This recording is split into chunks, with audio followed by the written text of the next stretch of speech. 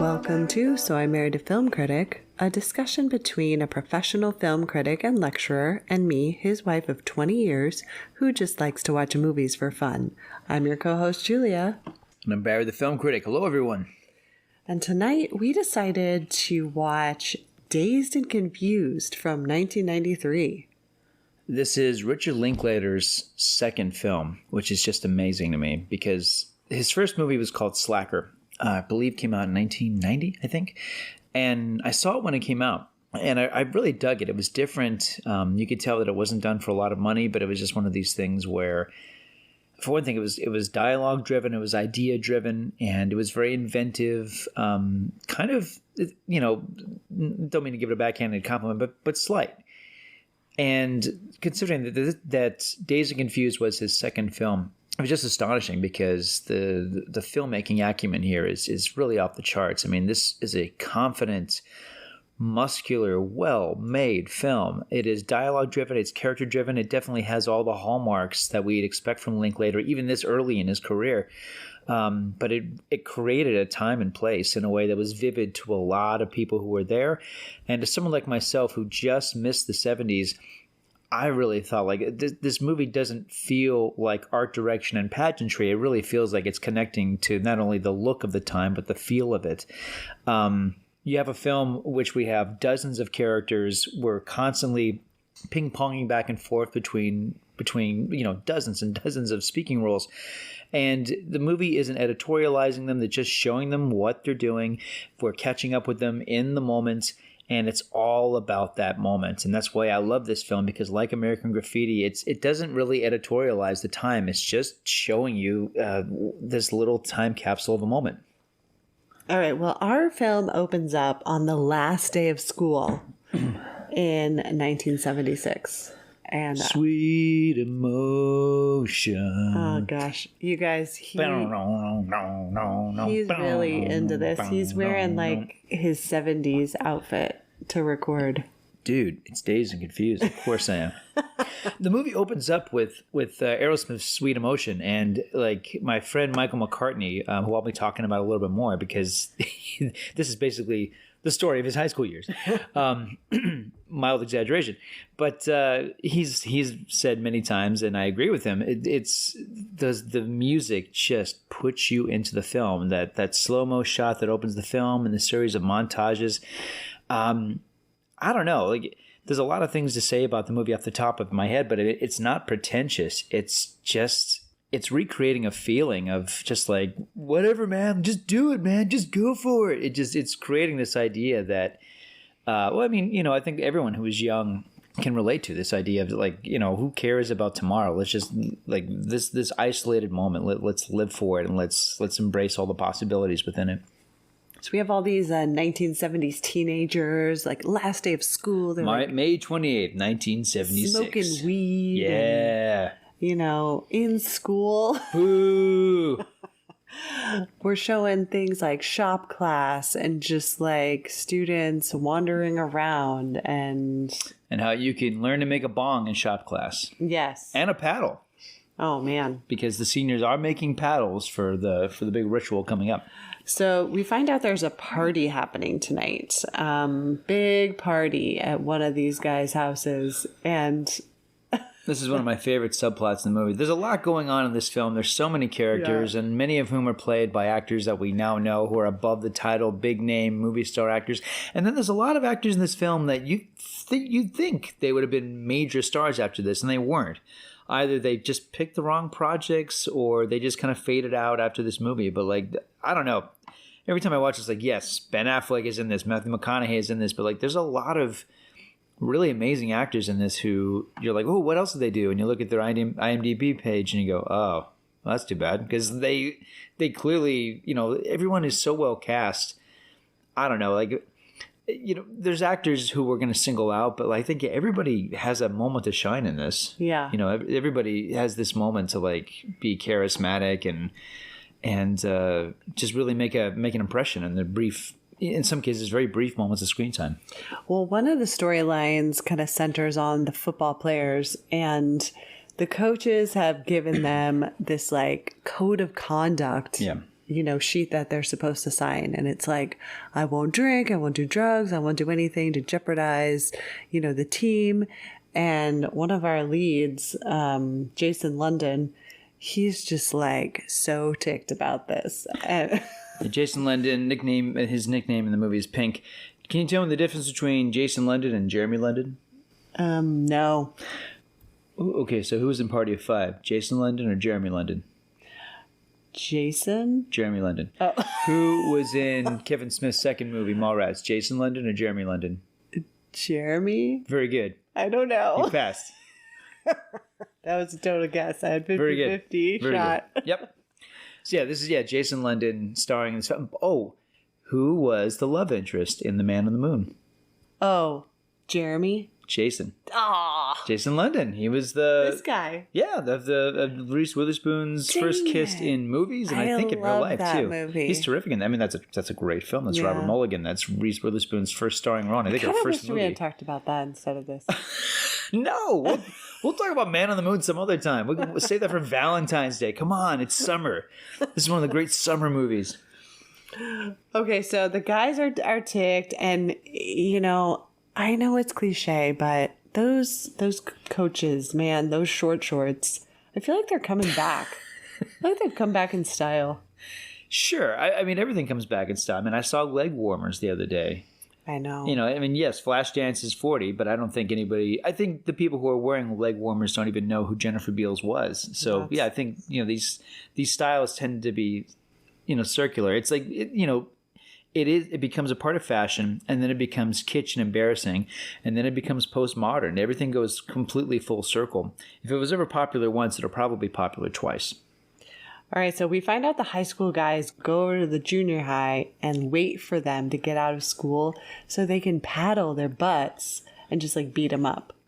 And I was like, oh my gosh, actual hazing for a public high school? Yeah, and a character makes a quick point that this is something that the community, oddly enough, it's a tradition. It's obviously not supported or or endorsed, but at the same time, there's a moment where the seniors show up in the lawn of a school, and they get out their loudspeaker and they're announcing that they're going to find this young guy and they're going to paddle him. And they cut to one of the teachers kind of snickering. And I thought, that's interesting. That's a good detail, because that says a lot about how the community feels about this. But then later on, same scene, one of the kids is followed home, and he's about to get a paddling by a despicable character named O'Bannon, played by a very young Ben Affleck. And the young boy's mother gets a shotgun in his face, which is wonderful, and scares him off her property. So, you get the sense this is something that the community, it's a tradition.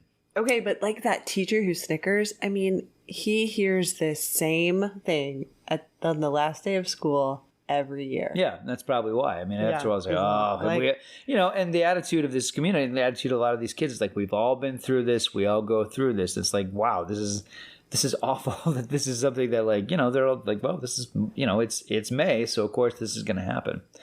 But the film is about rituals, not only high school graduation, not only these awful initiation rituals, but it's also about what's going to happen after you're done with school. It's this idea of we just live for now and be in the now, or as our main character, I think ostensibly the protagonist, played by Jason London, basically comments about how, he's thinking forward. He's kind of the equivalent of the Richard Dreyfuss character in American Graffiti, a movie this has a lot in common with. The idea that he's the one who's thinking about what's next, what's in the future.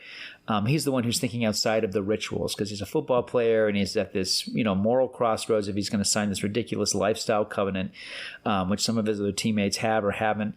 So some of the characters, they're really thinking about ways they're going to break out of the mold that they're in. And some of them are just no, man, just keep living. And then we find out that the girls also get hazed. Yeah. By the seniors. And their hazing is more of a humiliation ritual where they have to suck on pacifiers, and they're doused with ketchup and mustard and flour and they have to lay on the ground in the hot sun and I don't know, act like they're frying sizzling bacon. Yeah. It looks even worse than the paddling, because the paddling is okay, at least that'll be over. Well, and then they sometimes take one of the a girl over to one of the senior boys. Yeah, and they're ask him to marry you. And then he's like, well, what are you going to do for me? And she's like, whatever you want. You know, it kind of has these like overt sexual tones. Yeah, proof that Gloria Steinem's feminism didn't translate to every part of this country, apparently. If something like this is happening in the 70s. And then to wash them off, they just put them in the back of trucks and go through a car wash. Yeah. And I was telling Barry, I'm like, you know, that's the only thing as a kid that I ever thought, oh, I kind of want to do that. Just like go through a car wash. You still could. I know where a car wash is. I want to do the other part of the hazing, but like the other, you know. I know someone with a truck. You and my daughter can get in the back, and you know we'll drive slowly to the car wash if it's like a bucket list thing. So then the thing though that's I guess good is once the hazing is done, they sometimes get invited to like hang out with them afterwards, which I'm like, all right, now you've just been humiliated. And now you're friends? I don't know if that's a part of it, though. I think there's just some seniors that are really cool, frankly. Oh, okay. I think that's what we're seeing, because Pink is a cool guy. He does stupid stuff. He could be as knuckleheaded as his buddies, but he's clearly the one. It seems like he's the one who's going to... Jason London. He's the one who's going to go the distance in life, whereas a lot of his idiot buddies are not. This is it for them. Yeah. Okay. So let's talk about the age of the actors, because this is something you talked about a lot, about whether they're old enough. Did you look it up? No, but I mean, I have eyes. I agree with you. I mean, some of these guys, I mean, Wiley Wiggins Wiley Wiggins, who's also one of the leads in the film, and I love him in this. He's the young freshman who becomes one of the center characters in the movie. He does look young. He looks very young, exactly. I think Affleck is passable. It's obviously a point, and we'll talk all about McConaughey. It's obviously the point that he looks older than everybody else. And I think Jason London also could pass for a senior. But some of these guys, I won't name specific ones, but some of these actors, yeah, they look like college. I mean, it should be, we've said this many times before. Some of these high school movies, they should be college set but that's not the point. I mean, this is high school, so it's about a different time, a different mentality. These kids aren't business minded. They're not thinking about, careers as much as they're thinking about just like, all right, I did it. I survived. Woo! And party. Yeah. Okay, then what? And then that's kind of the dread of what's next. Well, okay. Oh, Jason London's twin. Jeremy is his twin. Yeah. Oh, I didn't know that. Yeah, it's an easy mistake to make. And I've made it many times. I thought they were just brothers, but no, they're twins. Yeah. It's very much a Dermot Mulroney, Dylan McDermott thing where, and I like them both, and I can differentiate them both, and I can name highlights of both their careers if I'm very, very careful about it. But really, like, I mix them up all the time, stupidly. Okay, well, he was 21 when he made this, Jason London. Yeah, too old. Too old. Too old.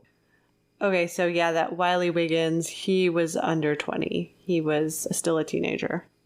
Yeah, I do want to go back a little bit to talk about the the initiation that the high school girls do to each other. Yeah. It's interesting because there's a scene earlier in the movie where they're in the girls' room. They're talking about the sexism inherent in Gilligan's Island. And yet here's this ritual they're doing. And there you guys were in class trying to list all the Gilligan's Island episodes without even a hint of irony. What the hell are you talking about, girl? You weren't thinking about it, were you? Gilligan's Island? It's what's called a male pornographic fantasy. Oh my. Think about it. You're basically alone on a deserted island with two readily available women. One, a seductive sex goddess type. The other, a healthy girl next door type with a nice butt. So guys have it all. The Madonna and the whore. And women get nothing. We get a geek, an overweight middle-aged guy, some nerdy scientific type. I mean, the professor is sexy. So it's like some of them are really forward-thinking and progressive, and the others are like, yeah, let's make the freshman girls act like they're sizzling bacon on the hot tarmac. Yeah. Would you do that? You would, wouldn't you? No, I think everyone else is doing it. I think I would probably try and sneak out the back of the school and like get a... Yeah, but then you're going to be known as the one who didn't partake. Yeah. Well, maybe I'll just like, oh, sorry, I had to go help my mom. I have a doctor's note. Sorry, girls. Okay, but Matthew McConaughey was like 24. Yeah. So, which is funny because he looks so much older. He does look than so 24. much older. He absolutely looks older. Yeah, exactly. Yeah. Okay, so Wiley Wiggins, his character, his older sister is a senior, and she's like telling the guys like, don't go too hard on him. And that's when they're like doing the exact opposite. Yeah, Jason London's like the cool guy of the seniors, and she's the cool girl of the seniors, I think. Yeah. Yeah. And so he's pitching for a baseball game, and these guys are just waiting for him to be done. And one of which is played by Ben Affleck. Yeah. And Cole Hauser. Yeah. Yeah, really bad in this. But Affleck's hair is terrible in this. I mean, I love it. Like they're even like, let's even mess up his hair. He's going to be just a monster in this. I love that the movie's depiction of true evil in high school form is played by Matthew McConaughey, Parker Posey, and Ben Affleck. I love that. Yeah. Yeah. I do too. So he gets like totally beat, and then but Jason London like invites him out later that night. And so that, like you talked about him being cool, he's like, make sure you ice it, like basically ice your butt. Can you believe that Ben Affleck's first line, I think it's his first line in cinema, is in this? And you know what it is? What? You're ready to bust some ass? Ladies and gentlemen, the future Oscar-winning director of Argo. All right, so everybody kind of is getting ready for this big party.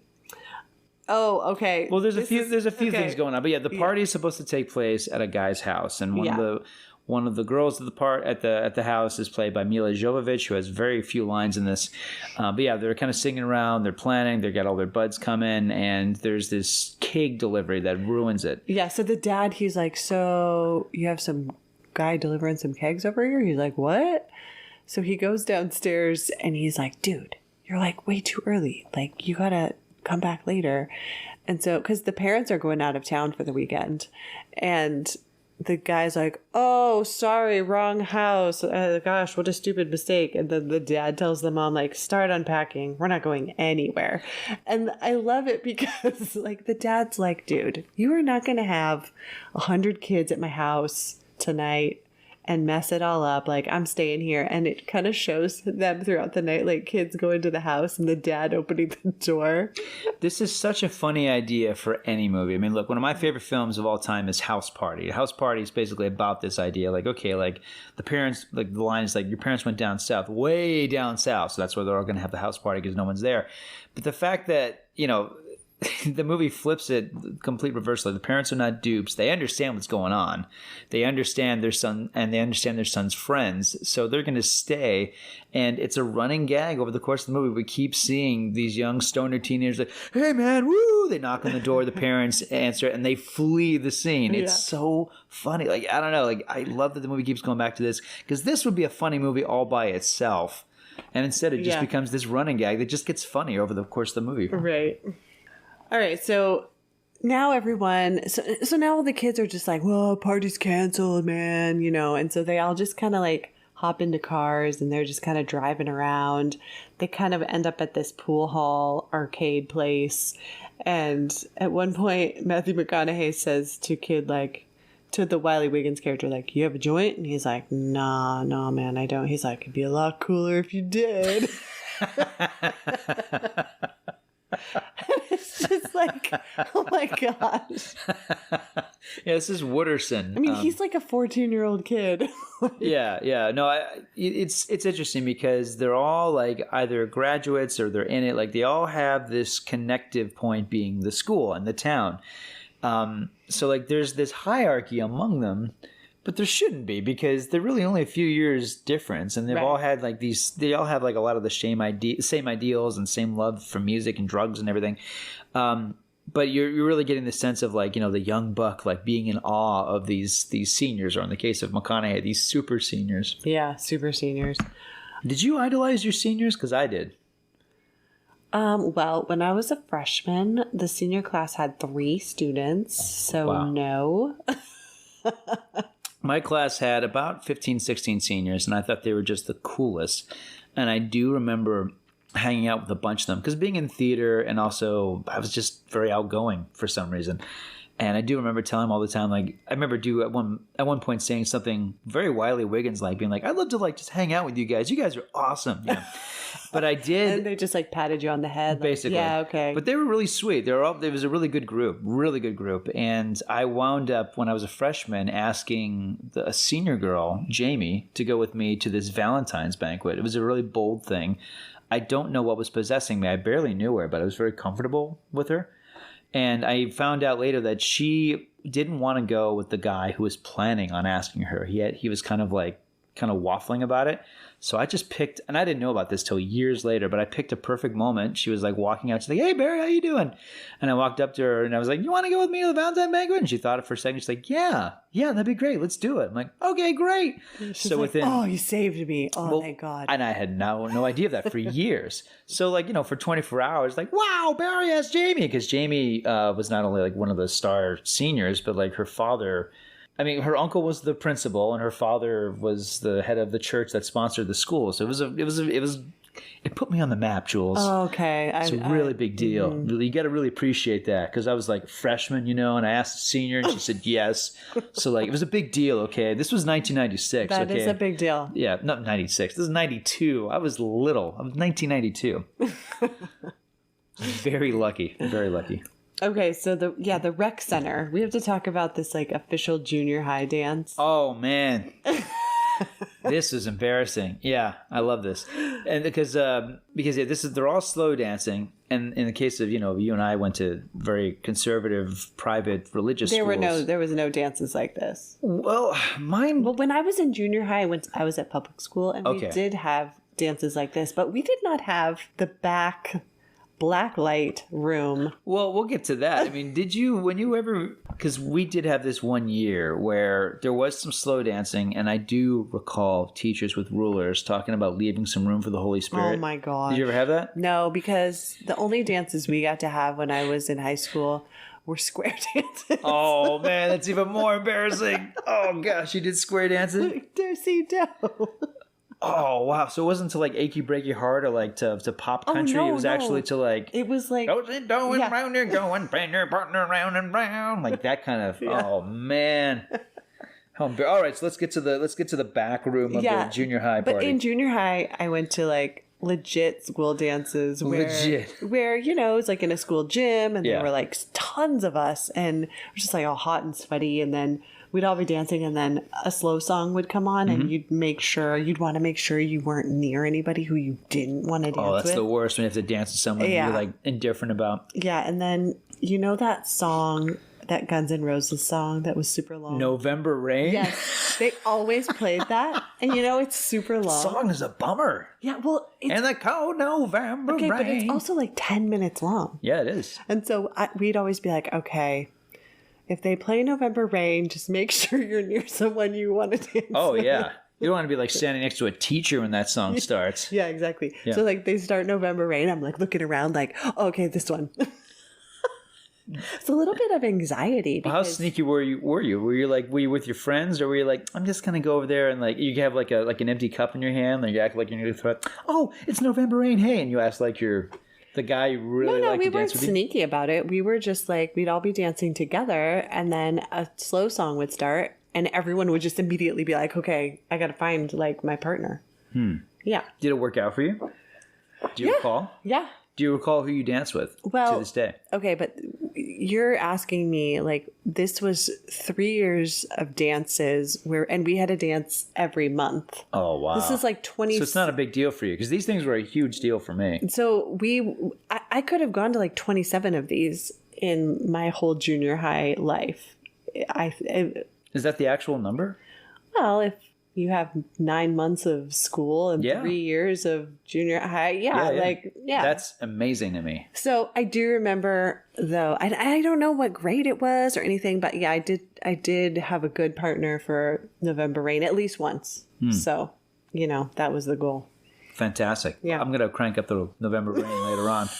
See if you still got those moves. All right. So the back room, it's a black light makeout room. Yeah. Like what? And I there's love this. Just multiple couples in there just making out. And there's also teachers overseeing the thing. So you think they're like, let them have their time, man. Yeah, it's fine, man. Like they're all clothed. They're just like hanging out. It's fine. I guess they're probably thinking they could be doing worse things. Yeah, exactly. Yeah.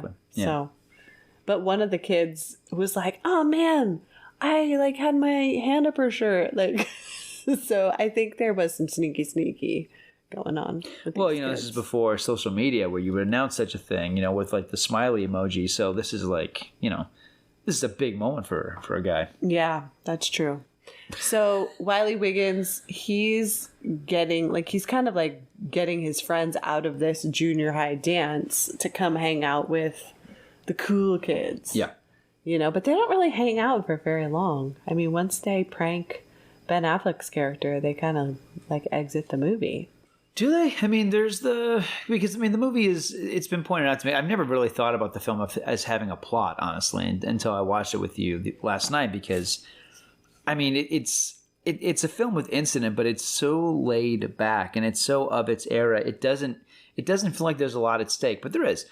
But it's the last day of school, and then it's like driving around, going from one incident to another, and then finally the movie settles on the party, right? And then you have the epilogue of the next morning. Yeah, exactly. But right now the boys are still.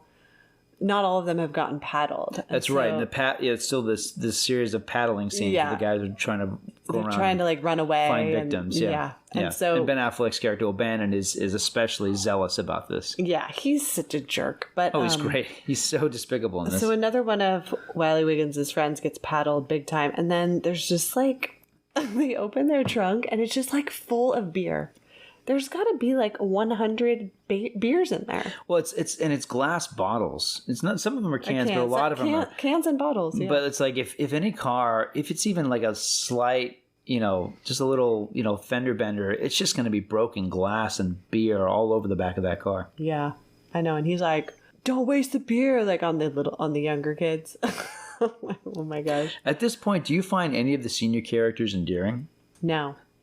Not really. Not even Jason London's character? No, I don't actually. He grows on me over the course of the movie. The sister of Wiley Wiggins is the only one who seems decent. She seems sweet. Yeah, but even like all the football players, well, I don't find Jason London endearing until the end, I think. Okay. Because he's just kind of like, I don't want to sign that paper. It's like, okay, well. Well, let's talk about Parker Posey's character, Darla. I mean, she's a real nightmare.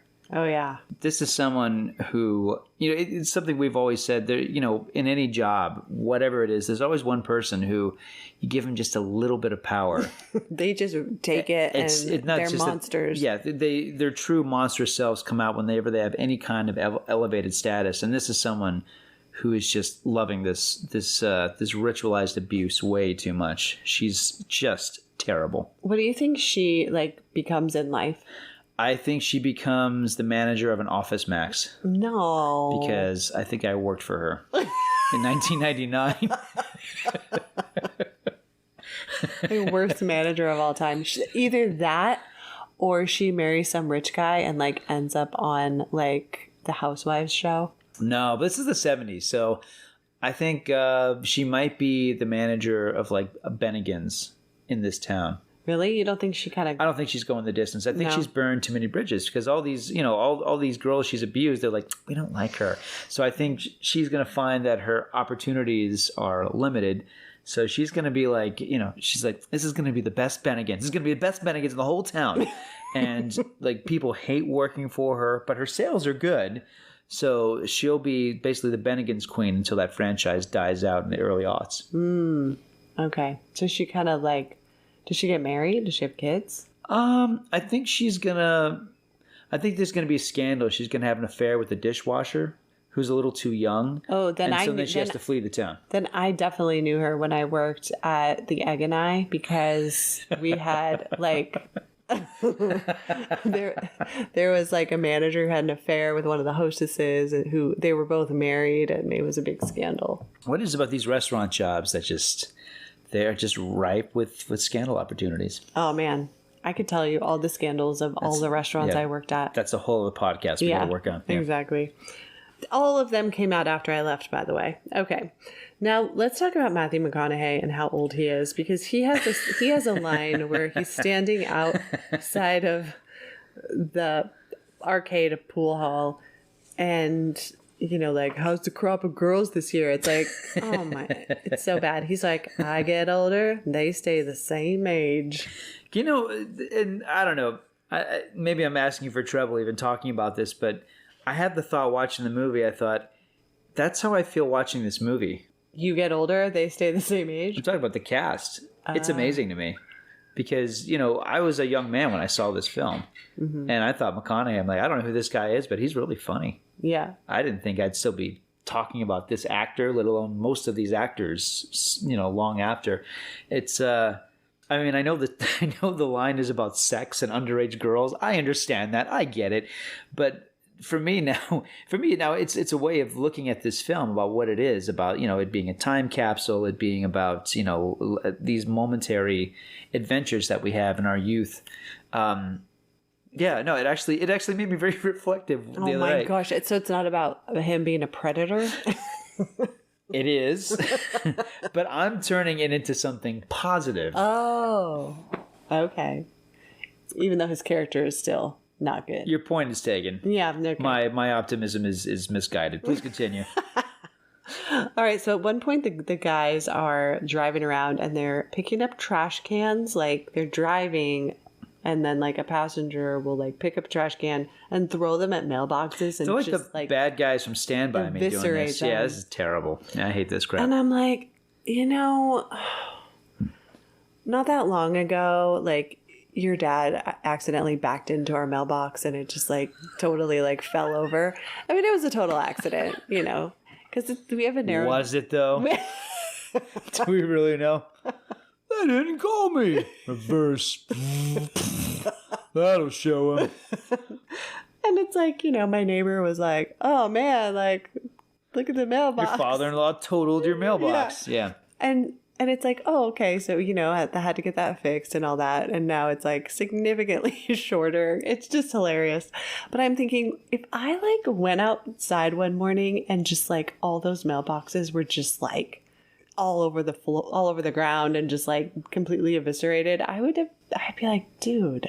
Well, I know these are monsters. Yes, I know this is a movie about high school, not college, but this is one of the reasons I love that we don't live in a college town. Yeah. Because, I mean, I'll just say this. Like, my mother still lives in Fort Collins, Colorado. In 1997, I believe, it was voted the best place in America to live by USA Today. Big deal at the time. And I love that little town, I do, but I've told you, whenever I'm there, I feel like I'm stuck. I just feel like I'm trapped in this town because it's isolated from Denver and the rest of the state. But also, it's a college town. It's not this mailbox hazing crap, but it's like the college for a while they had problems where I remember driving past the college one night and I'm like, where's that smoke coming from? Huge bonfire on the football field. Everyone's like dancing around this big monster fire. They would do stuff like that all the time. And it was just like, oh, well, it's just what they do. So I wonder if, to talk about Dazed and Confused, I wonder if we're just looking at a community that is just, it's like, well, you know, we were counterculture once, you know, No, but like one of the old guys finds them and like shoots at them. Yeah, no, I mean, it's all over the place because you have parents that want to come across, it's like, we're cool, like the parents who are overseeing the junior high party. And if you watch those parents as the kids leave, it looks like, because it's like it's a man and a woman. It looks like the male teacher, probably like the shop teacher, is totally macking on the female teacher. Oh. So I think maybe they're like failed hippies. They're like, you know, we're just going to let these kids have their time. But there are a lot of indications of this movie that the parents are kind of the adult gatekeepers who are really not happy with not only their kids, but just the kids in this town. There's that moment where Pink is leaving the stadium, and there's an old man talking about, oh, you had such a great arm, and you were, you know, talking about the kind of football player that he was, how he sees him and perceives him versus the way, you know, Pink knows who he truly is. There's a lot of that in this film where if you really watch the adults, and they're only like there in small supporting roles, but you get the sense that it's either the ones who feel like, we're cool, we're with you, man, we support you, versus the ones who are like, you are a broken generation. We do not approve of what you are doing. Yeah, I mean, we're like 4 years away from the 80s. Mm-hmm. And so... Yeah, and there's a very famous line in the movie where it's like, well, the 80s got to be good, right? And it's like, no.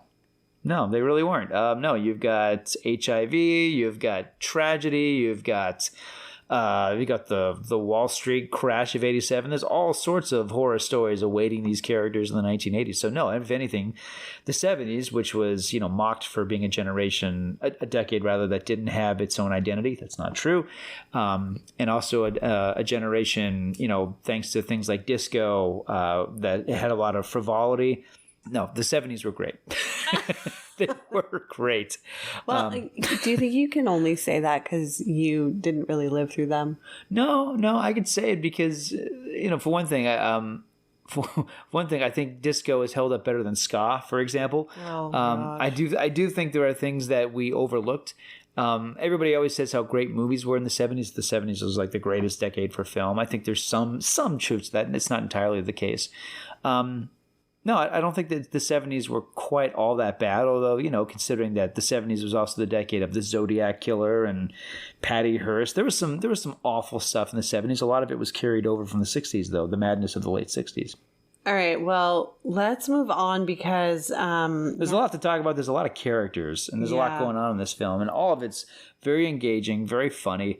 Like, some of this movie is just very deadpan, but there's some scenes in it that are just so laugh out loud, hysterically funny. Well, this is where Wiley Wiggins' character has his buddies. He's rescued them from the junior high dance, and he's like, oh, man, they're going to, like, prank the Ben Affleck character. Yeah. And so, they get him to go outside by basically saying, there's another kid out there that he hasn't paddled yet. And so he's, like, ready. He's ready to go. But the kids are up on the roof, and they pour paint on his head. And he's out of the movie after that. Like... He is so ticked. Oh, I love it that Linklater gives him this scene where he is just strutting around like an angry rooster, paddle still in hand, but covered in paint. And he's just like, screw you guys! Ah! Just like pacing back and forth. The camera doesn't cut. And it's just, we're just watching this guy be such a moron. It's so deeply satisfying. Yeah. And then he drives out of the movie. Yeah, then he drives out of the movie. And then I think the like Wiley's friends, I don't really see them after that. I mean, maybe they went to the party, but... Yeah, that's true. Maybe they just called it. I mean, what do you think O'Bannon did for the rest of the night? I think he took a shower and he spent the rest of the night just watching Charlie's Angels. Smoking weed. Yeah. Yeah. I think he was like... Or I don't think, maybe he doesn't smoke weed. Maybe he's one of those guys like, those dang hippies. Like, maybe he's like one of those guys, like... Yeah. My dad was right about that generation. Oh my gosh. Okay, well, at this point now, they are like, we're going to have our party at the Moon Tower. Woo! Which, by the way, would have been a great alternate title for this movie. Moon Tower? Party at the Moon Tower. Oh. Definitely. That's a great title. Yeah. Jason London gives Wiley Wiggins a ride home. And he tells him, it's such a wonderful piece of advice. I've always loved it, where he's like, because he invites him to the party, and Wiley Wiggins is like, I don't want to go to the party. Those idiots who paddled me are going to be there. And Jason London says, it'd be cool. It'd be a cool move to show up and let him know it doesn't bother you too much. I love that. Yeah. That's excellent advice. So, of course, he takes him up on it, and then it becomes these series of funny scenes where this little kid who's somewhere between, he's canny enough to hold his own with these guys, but he's also way too young to be hanging out with these insane seniors. Mm-hmm. So we get some episodic comedy where we're seeing kind of the way the night elevates. So it's off to the party at the Moon Tower. Yeah, off to the party. And I feel like there's maybe 8 subplots we haven't discussed. There's the Adam Goldberg subplot where he and his very thoughtful, philosophical friends are also in on the party, and the young woman amongst the three of them, this is Giovanni Ribisi's sister. The redhead, yeah. She has this weird crush on Wooderson. It's like she should know better. Matthew McConaughey. Yeah. And as Matthew McConaughey brought up in an interview, I thought this was so funny. I've never thought of this. He's talking to her, there's the cars are parked. He's talking to her. It's very American Graffiti. And he invites her to the party. He's like, hey, you need a ride, which is hilarious because she's in her car. She's like, thanks. I have my car. But he great. tells her how much he loves redheads. Yes. Yeah. And then she just kind of melts, as you do when Matthew McConaughey says that he if loves Matthew redheads. McConaughey said something like that to me, I'd melt. I get it. Oh, yeah. Yeah. Yeah. All right. Oh, Christ. How you doing? Pretty good. Cool. You heard about the party being busted, right? Oh, yeah. Yeah. Not to worry. There's a new fiesta in the making as we speak. It's out at the Moon Tower. Full kegs. Everybody's gonna be there. You ought to go. Okay. Okay, we'll be there. Okay. Say you need a ride? No, I got my own car. Thanks. Yeah, well, listen, you ought to ditch the two geeks you're in the car with now and get in with us, but that's all right. We'll worry about that later. I will see you there. All right? Bye.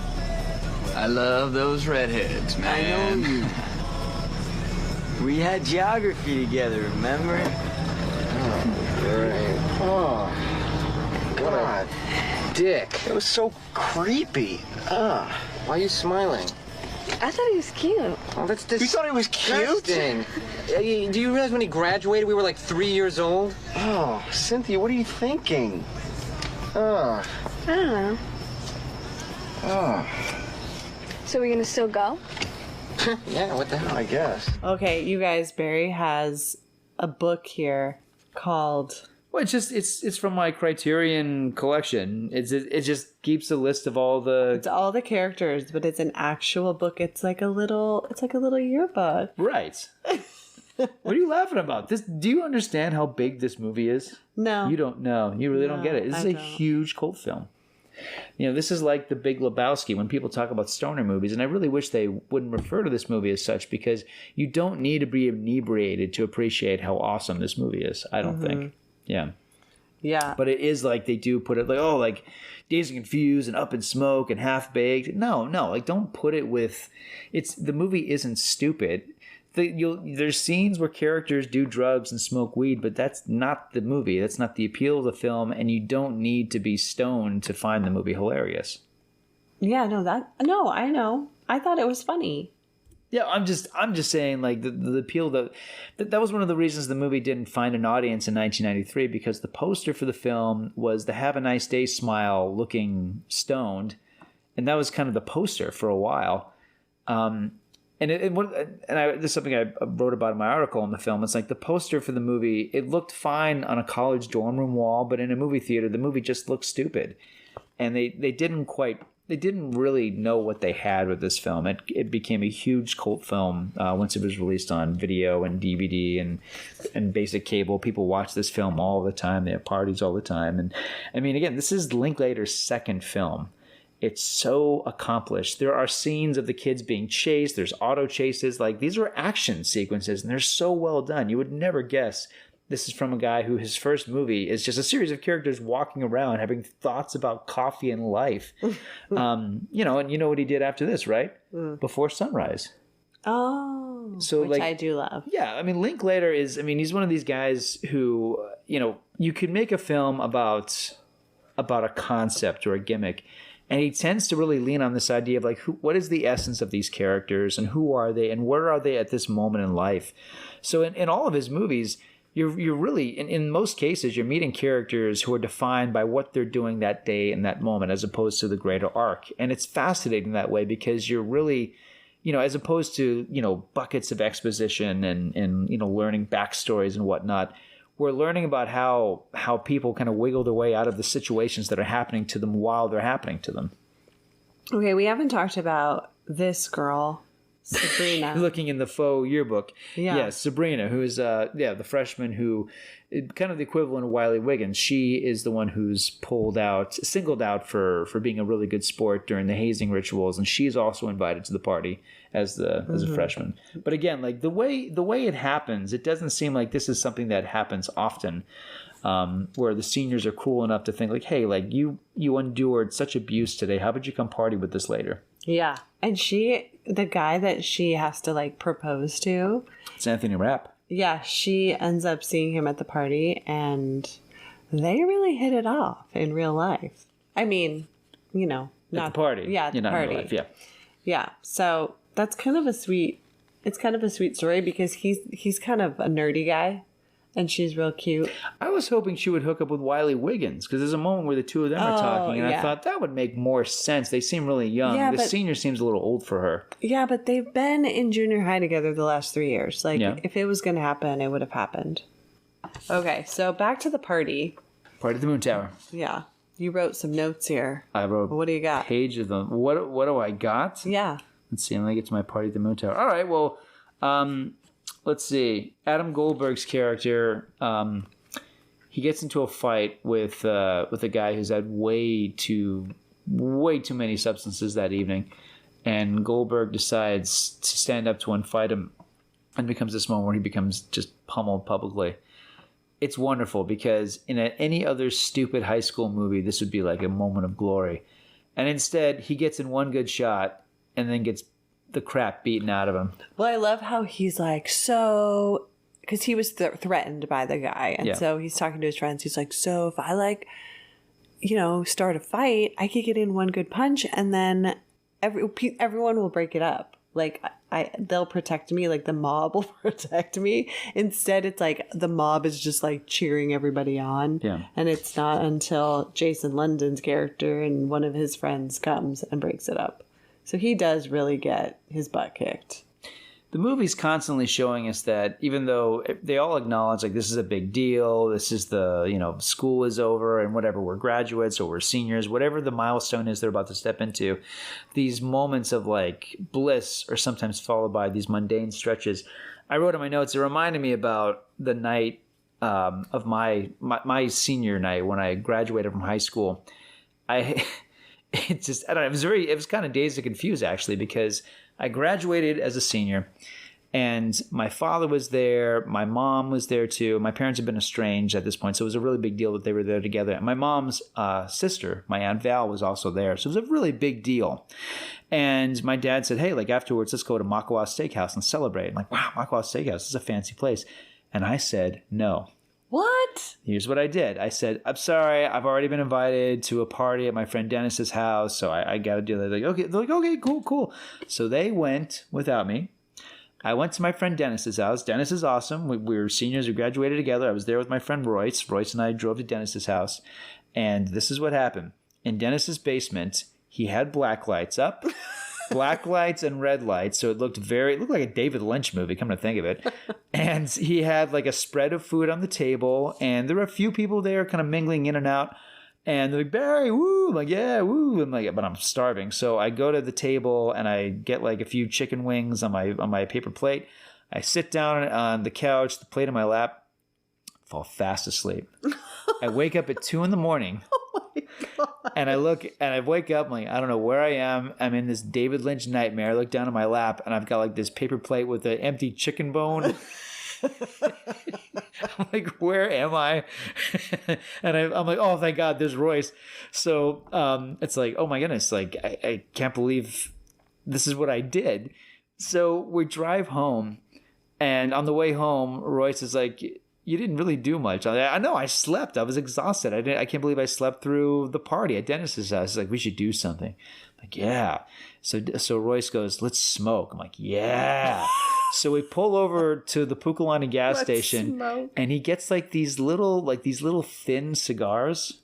We go to my dad's house. Dad's fast asleep. He had a really good meal at the Makawa Steakhouse with his former wife and his former sister-in-law. They had a great night together without me. So I heard later. So Royce goes on my deck. It's a beautiful full moon and, nice night sky. And he lights up this like skinny cigar, starts smoking it. I put the thing in my mouth, and just having the tobacco leaves my mouth, I don't like dry heat, but I do this thing where I can't stop spitting. I'm like, and I think the spitting must have lasted like 5 minutes. Because Royce is just looking cool. Royce is looking like James Dean. He's like smoking and like sounds making so rings, terrible. making rings, and I'm standing next to him going. Kind of sounds like when like my best friend took me to smoke one time, and she had quit, but she'd been a smoker previously, and I really had never done it, and it was just really pathetic. Look at you and I, so square. So square. But the film is also about that, about how, you want every moment to be legendary and mythic, and it just doesn't work out that way because you're young and you're stupid and you're going to make mistakes. You're going to embarrass yourself, even if you're one of the cool, popular kids. Just sometimes you're around other cool, popular kids, so the stuff you do gets excused when really it's like, no, we're all fumbling through life. Mm-hmm. Yeah. So what happened after the cigars? I went to bed. Oh. Because it was like 4 a.m. So I slept in. Yeah, that was how I celebrated my graduating from high school. Yeah, wow. Ridiculous. I could have went to an upscale restaurant. I could have partied at my friend's house. Instead, I was in his babe lair downstairs, and I fell fast asleep. That's amazing. I don't think you've ever told me that story. It's because it's a stupid story, but I wrote in my notes like, that reminds me of my night at Dennis's house when I graduated from high school. So that's why I'm telling it here. Oh, wow. All right.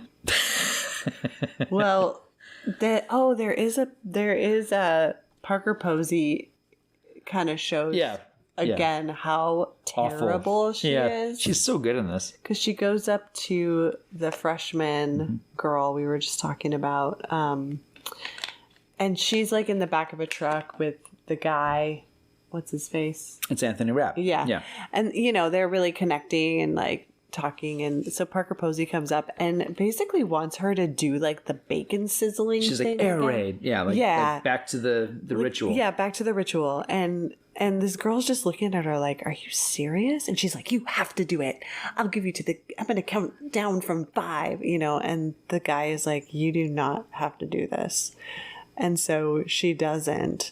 And Parker Posey is just like, "You will regret this," and just like stomps off. And it's also great because she's so drunk, you get the sense like she's not going to remember this. That's tomorrow. what I was thinking. Yeah, I was like, there's no way she's going to remember that this even happened. Right. They're going to go through the whole summer, and then like school will start. And plus, she's a senior. She's going away. Like, what's she going to follow up? Like, no, this is it for this moment. This isn't. I thought that these were seniors. Like, weren't these like?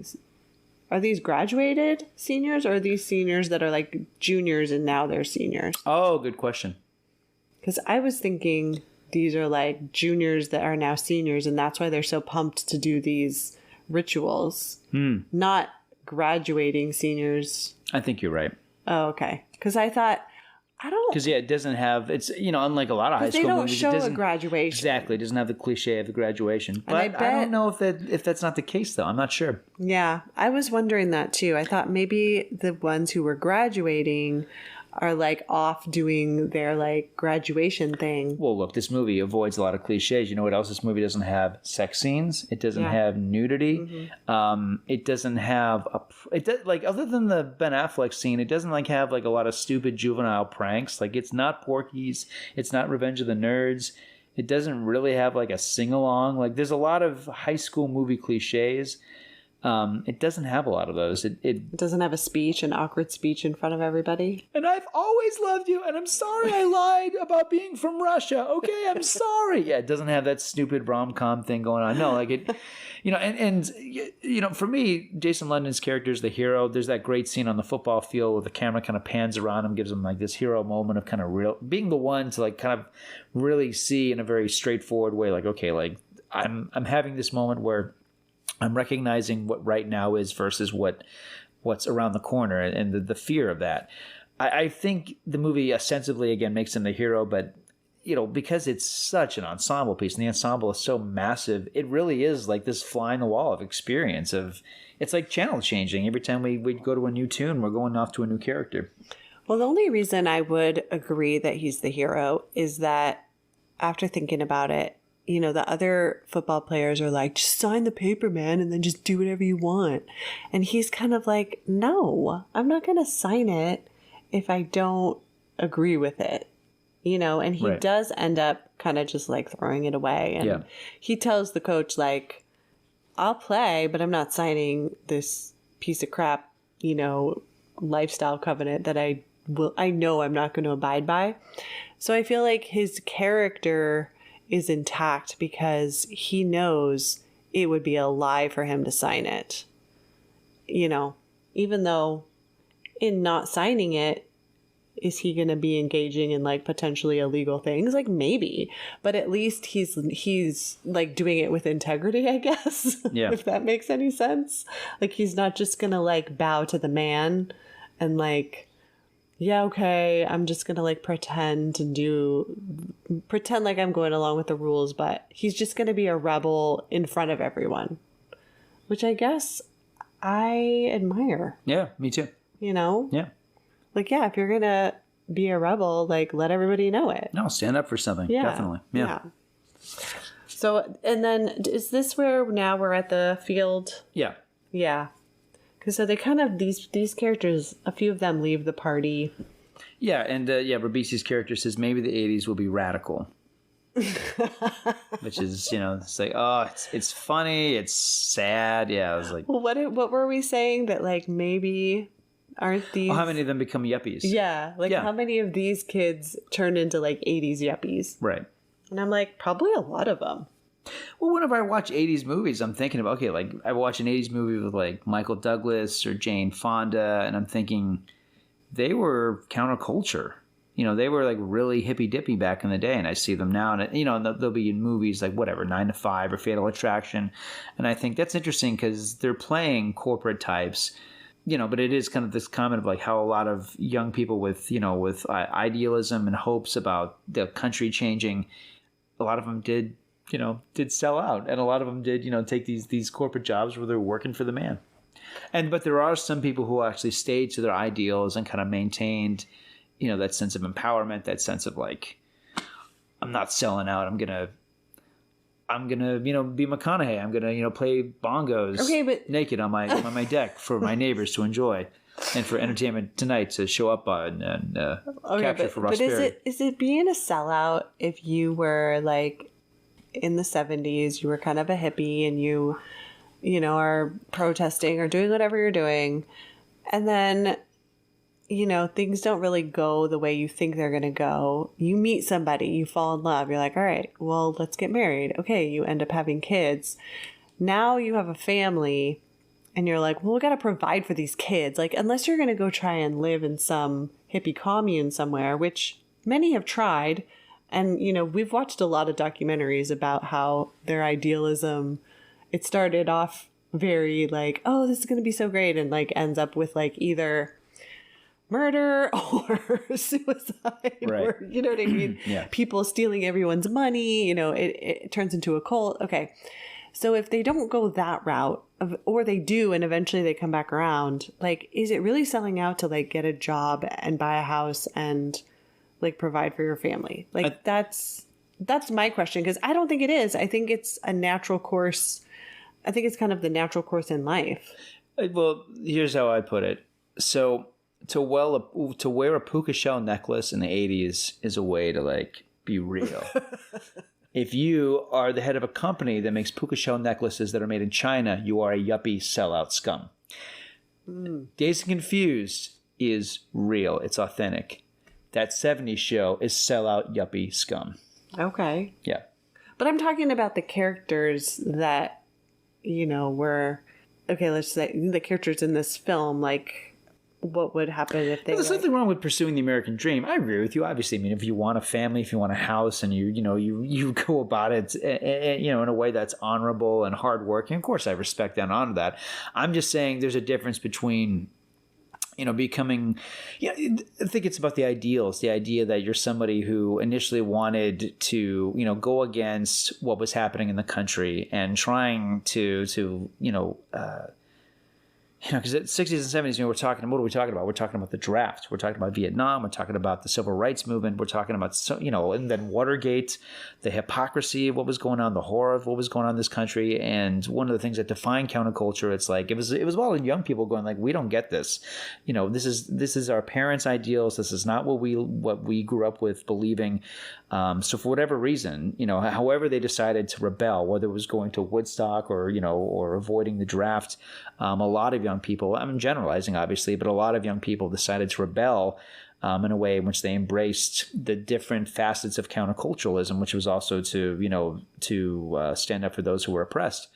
When those same individuals a decade later are driving a Mercedes-Benz and they're, snorting coke off of a hooker's abdomen and, working on Wall Street and wearing a Frankie Says Relax t-shirt, there's sounds! So that's what I mean. Okay. All right, point taken. When they become Leonardo DiCaprio. When they become Gordon Gekko, screw them. Yes, that's what I'm saying. Screw those yuppie scum. That's what I'm saying. Yes, when they're the wolves of Wall Street, screw them. All right, they are no longer. They cannot wear that puka shell necklace anymore. Okay, I hear you. I wasn't thinking all the way up to that level. I but was. All right. Wow. For more of Barry's thoughts. This has now become one of those podcasts where it's just an angry white guy rambling, screaming. Oh, it's funny.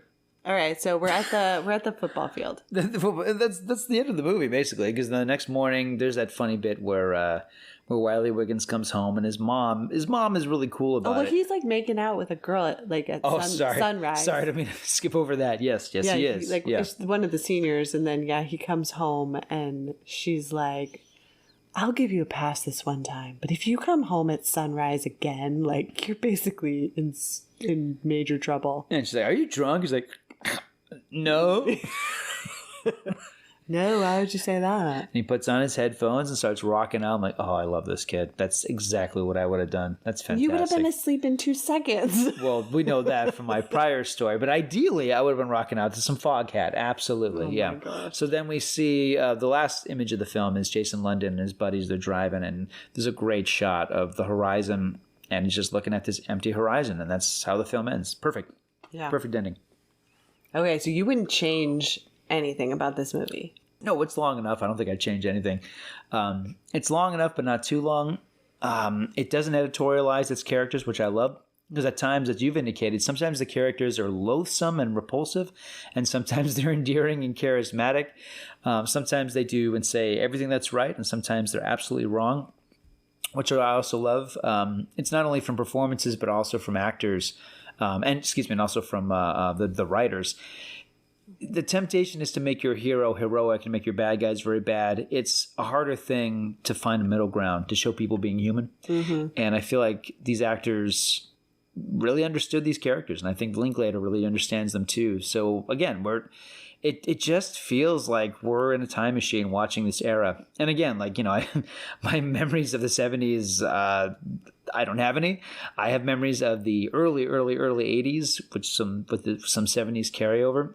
So I do remember, bell bottoms. I do remember the sideburns and lots of disco, and I do remember facets of that era. And of course, I had a lot of friends and family members and babysitters who were counterculture or grew up in that kind of environment. And this movie it reminds me of people I love and miss. I'll tell you, this is my last Dazed and Confused story, I promise. Last one. My first year teaching at the high school that your mom got me a job at. It was the first year I was there for an entire year. And this was the May of 2005. And I was told I had to go find all the seniors, got to gather all the seniors together for a picture. And 3 were missing. It was 2 girls and a guy that were missing. So like Mr. Worst, go and find, these 3 seniors. I'm like, okay. So I'm looking around, and it's near the end of the school day. Some classrooms are empty. Some classrooms have kids in them. I'm looking for these 3 seniors. Like, where are they? And I hear some talking, and I find that they're in the science room by themselves. And all 3 of them are all sitting against the wall. The blackboard is above them, and they're alone. And I am about to, stick my head in and tell them, hey, we need you downstairs. I'm listening to what they're talking to first. And what they're saying is, the guy is saying, no, you don't get it. This is the last time we're ever going to be in this room together. Don't you get it? And they're going no, Paul, just relax, okay? We'll see each other, okay? We'll stay. He's like, no, man, you don't know that. This is it. This is probably the last time we're ever going to be together. We spent all this time in this room, and what does it mean, And they're going, Paul, stop being so silly, okay? We'll go to reunions. We'll see each other. We'll still be best friends. How? And he's going, how can we be best friends? We're going to different colleges. We're going to have a different life. What are you talking about? This is it. This moment. This is the last time we're ever going to be in this room together. Paul, stop it. So I'm listening to this conversation, and I stepped away. Wow. I went back, and I'm like, I can't find them. Really? Yeah, I'm like, screw it. I want them to have that moment. So they weren't in the picture because of you? Maybe. I don't know. I don't remember what happened afterwards. I do remember though, but I did. Well, Paul, you were right. We're not even in this picture. This is the end. I was invisible. Why am I not in the yearbook? No, I don't know. But I do know that I did step away and I said like I couldn't. I'm pretty sure I said I couldn't find them because I thought, wow, he gets it. I want him to have that moment. I didn't want to break that up. Because I thought that's someone who really gets it. Because when high school it's weird because it's 4 years and it feels like it's never going to end, and then it's over and it feels like it never even happened. Yeah. And for a while you go around town, you see younger people like, hey man, wow, and after a while, like I'm class of '96. No one remembers me as a senior, or there's a very few people who run into me and remember me as a high schooler and what I was like in high school, but those days are long gone. Yeah. But I'm not McConaughey though. I don't hang out with seniors well, that's good because I would have a problem with that. Yeah, that'd be kind of hard to explain, wouldn't it? Yeah, exactly. I'm gonna hang out with some seniors, and where do we even go? Where do young people even go now? I don't know. Like there's no arcades, there's no roller rinks. I see them at the. No, there's a roller rink.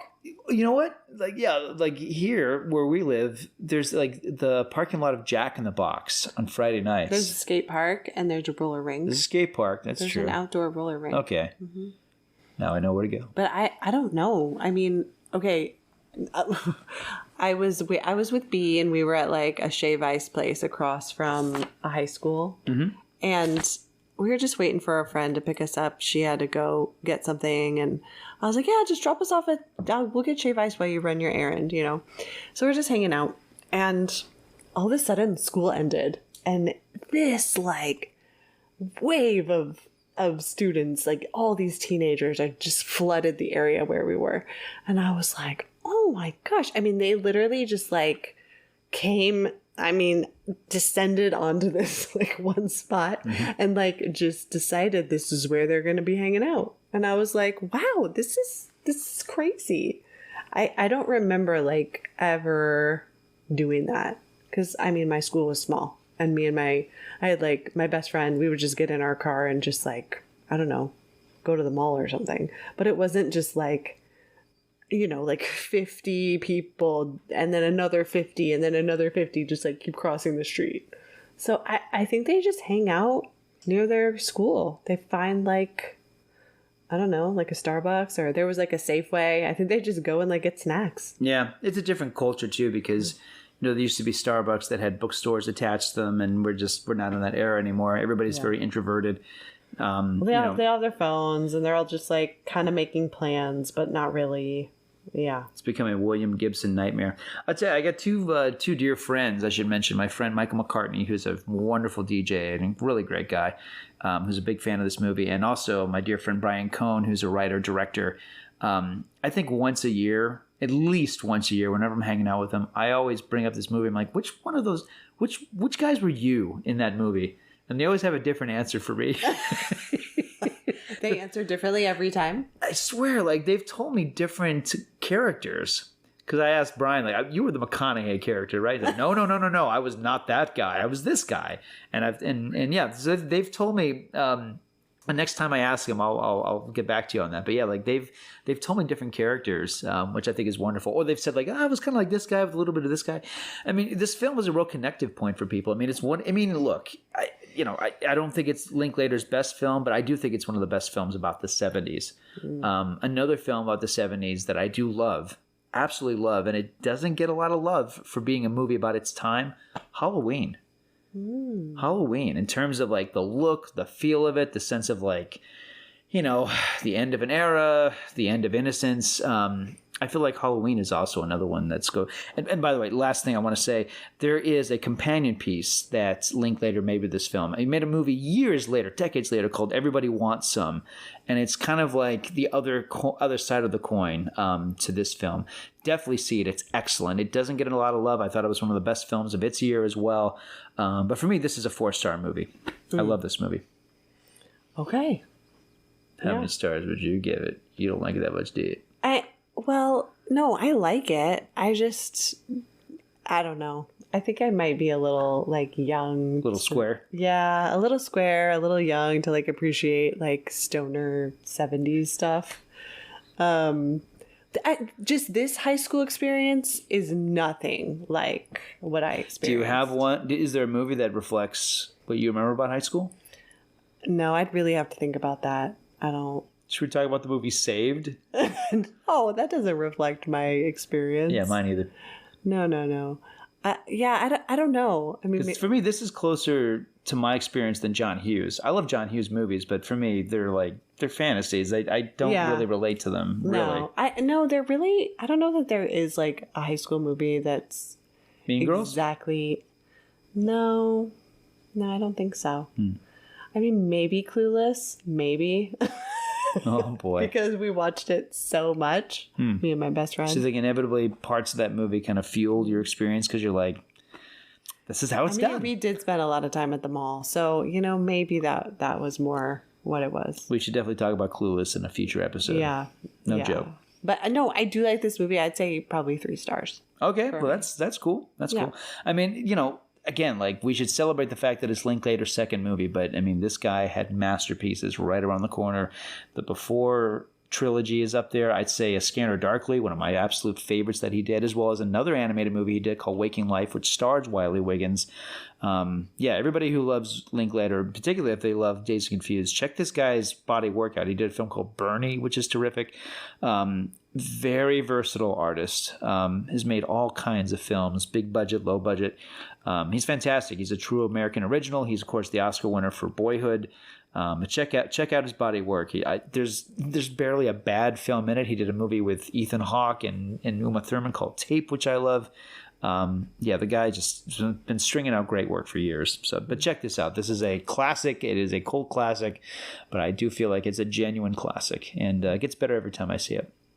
All right. Well, that concludes our discussion of Dazed and Confused. Good night, everyone.